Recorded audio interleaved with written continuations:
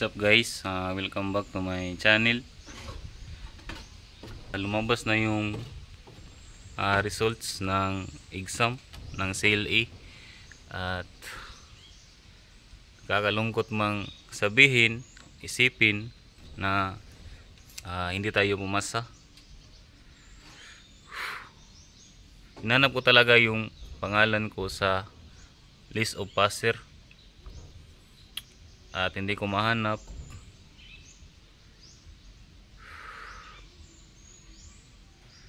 Siguro kung ano man yung plano ko sa ngayon,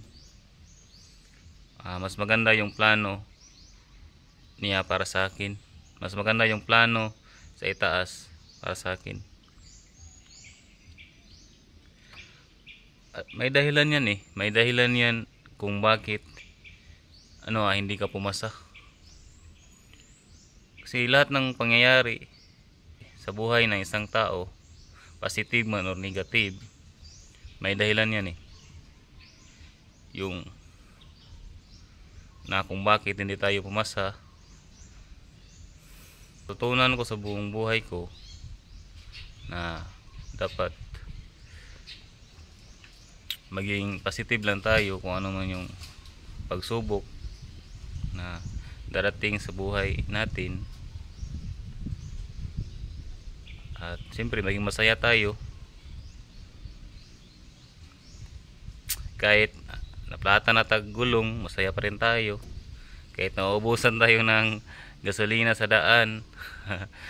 Dapat maging masaya pa rin tayo.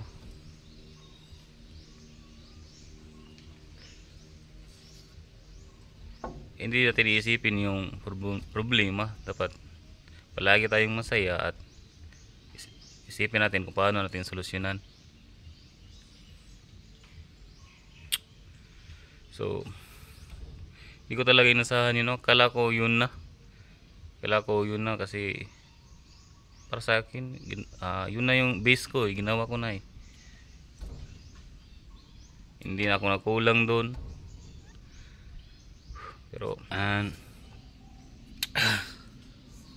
so nagpagupit dahil ko guys nagpagupit ko kay alimuot mo tatunawon. Bitaw guys, nagpagupit ko kay nagpagupit kong muli tapos wala natarong ba mo to nga giapos basket na lang basket na lang na ko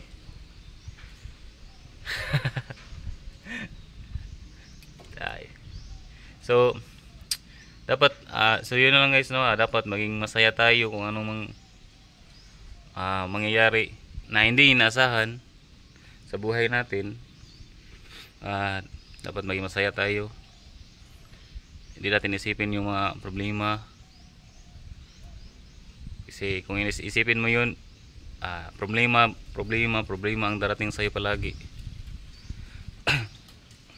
Isipin natin yung solusyon.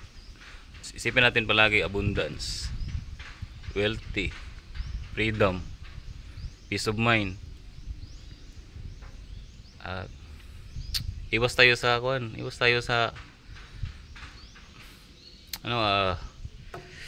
iwas tayo sa kung magalit tayo ba.